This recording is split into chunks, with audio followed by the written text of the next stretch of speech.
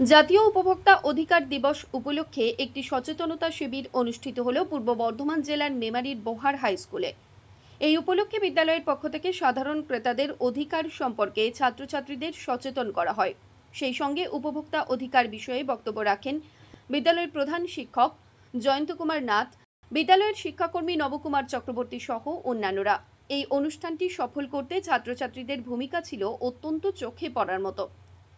এদিনে বসে আঁকো প্রতিযোগিতা, কবিতা আবৃত্তি, সঙ্গীত, তাৎক্ষণিক বক্তৃতা, কুইজ প্রতিযোগিতায় অংশ নিয়েছিলেন বিদ্যালয়ের ছাত্রছাত্রীরা।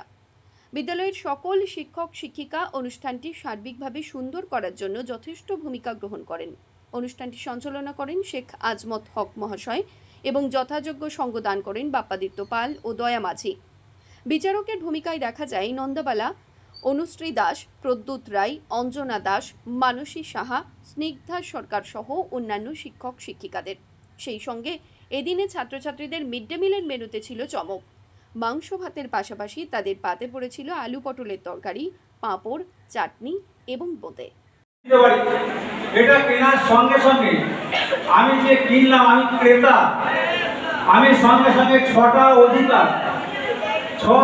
অধিকারের কাছে আমি উপভোগ করতে পারবো। ক্রেতা সুরক্ষা দপ্তর ওরা আমাদের একটা টাকা দেয় ক্রেতা সুরক্ষা বিষয়ে প্রচার করার জন্য।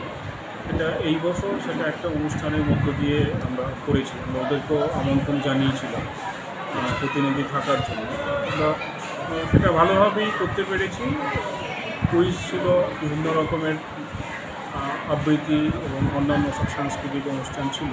এবং এই ক্রেতা সুরক্ষা দপ্তর তাদের অ্যাক্টিভিটি এবং আদালত যে ব্যবস্থা আছে, বিচার ব্যবস্থা, সেসব নিয়ে আমরা আলোচনা করেছি এবং শেষে কুইজেরও ব্যবস্থা রেখেছি। এর আর ছেলেদের দেখলাম খাওয়া দাওয়ার ব্যাপারে একটা বিশেষ কিছু আজকে ওটা ওই মিড ডে মিল থেকে আজকে বিশেষ ভালো খাবার দাবারের মাংস, বোঁদে, চাটনি এসবের ব্যবস্থা হয়েছে।